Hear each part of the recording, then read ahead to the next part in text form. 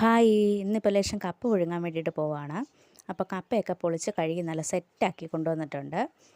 ഇനി നമുക്ക് അടപ്പയിൽ വെക്കാം. ഒരു മൂടിയും കൂടെ വെച്ചിട്ട് അടച്ചു കൊടുത്തു. അത് അവിടെ നിന്ന് തിളക്കട്ടെ. ആ സമയം കൊണ്ട് 5-6 പച്ചമുളകും 5-6 ചുമന്നുള്ളിയും കൂടെ മിക്സിയുടെ ജാറിൽ ഇട്ട് കൊടുത്തു. നന്നായിട്ടൊന്ന് ചതച്ചെടുത്തിട്ട് വരാം. ലേശം ഉപ്പും കൂടി ഇട്ട് കൊടുത്തിട്ടുണ്ടേ.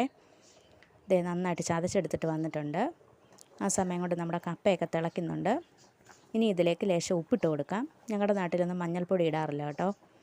ചില നാട്ടിലൊക്കെ മഞ്ഞൾപ്പൊടി ഇട്ടാണ് കപ്പ വേവിക്കുന്നത്.